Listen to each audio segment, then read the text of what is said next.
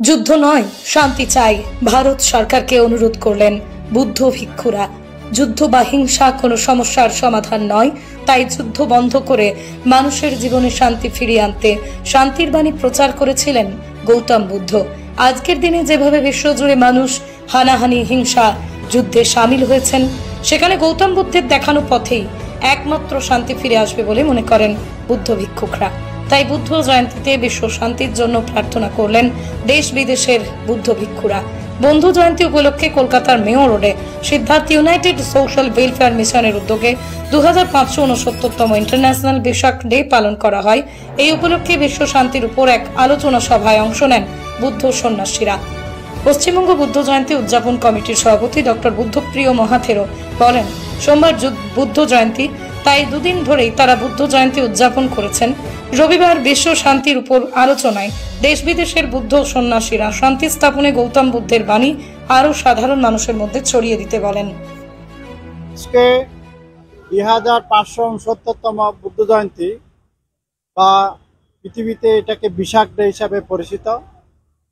প্রতি বছরেই এই বৈশাখী পূর্ণিমা বুদ্ধ জয়ন্তী বিশাখ ডে আসে, জাতিসংঘ এটাকে পালন করছেন। আজ এই বৈশাখী পূর্ণিমার বিশাখ ডের মাধ্যমে, বুদ্ধ জয়ন্তীর মাধ্যমে যারা ভারতীয়, আমরা পৃথিবীর প্রত্যেক সরকার, প্রত্যেক মানুষকে, প্রত্যেক ধর্মাবলম্বীকে এই বার্তাই দিতে চাই, এই মেসেজটা দিচ্ছি, যুদ্ধ নয়, আমরা যুদ্ধবিহীন শান্তি স্থাপন করার জন্য, এবং যুদ্ধ কোনোদিন শান্তি বহন করে না। কোনো ধর্মই যুদ্ধ পছন্দ করে না, কোনো রাষ্ট্রই যুদ্ধ চায় না। তাই আমরা বৈশাখী পূর্ণিমা দিবসে, বুদ্ধ জয়ন্তীতে বৌদ্ধদের পক্ষ থেকে মাননীয় প্রধানমন্ত্রী, ভারত সরকার, রাজ্য সরকার, অন্যান্য দেশের সরকারকে আমরা আবেদন করব, বিশ্বে কোনো দেশেই যাতে যুদ্ধ না হয়, শান্তি স্থাপিত হয়।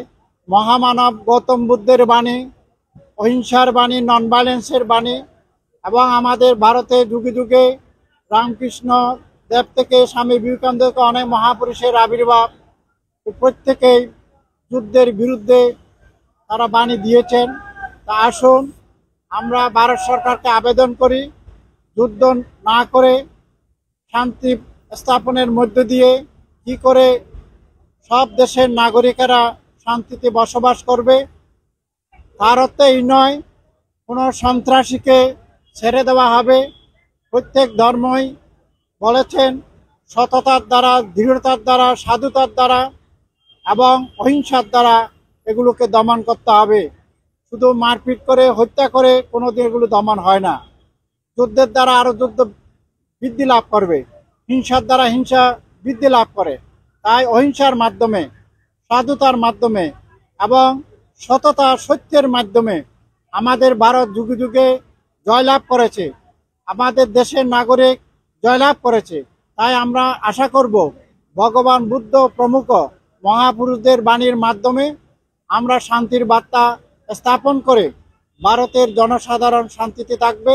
আজকের বৈশাখী পূর্ণিমা দিবসে এই বার্তা আমরা ভারত সরকার, পৃথিবীর অন্যান্য দেশকে দিচ্ছি।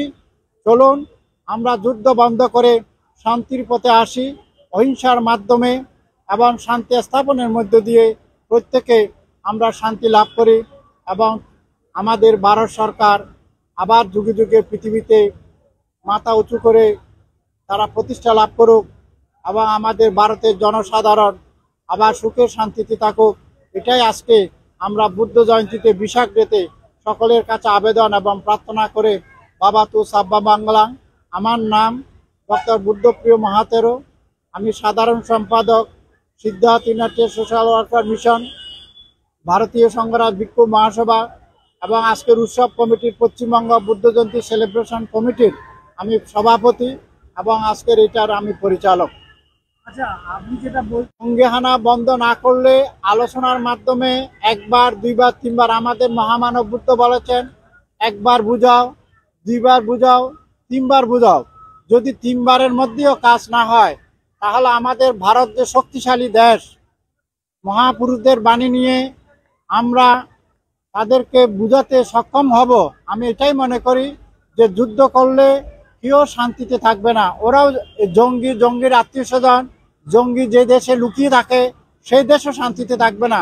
তাই জঙ্গি দমন বন্ধ করুন এবং ভারত সরকারের আবেদন আপনারা মানুন, কারণ ভারত বারবার এভাবে বসে থাকবে না। আমাদের স্বামী বিবেকানন্দ, আমাদের মহামানব, অন্যান্য যারা সাধু সন্ত, রামকৃষ্ণদেব থেকে সকলেই বলেছেন, আমাদের যে মহাভারতে আছে, যদি এই পবিত্র মা মাটি মানুষকে রক্ষা করতে হয় তাহলে আমাদের ভারত সরকারকে দরকার হলে শান্তির মাধ্যমে, জ্ঞান এবং প্রজ্ঞার মাধ্যমে উইজডম অ্যাপ্লাই করে তাদেরকেও হুমকি দিতে হবে, এবং সেটা যুদ্ধের হুমকি নয়, শান্তির পক্ষে হুমকি।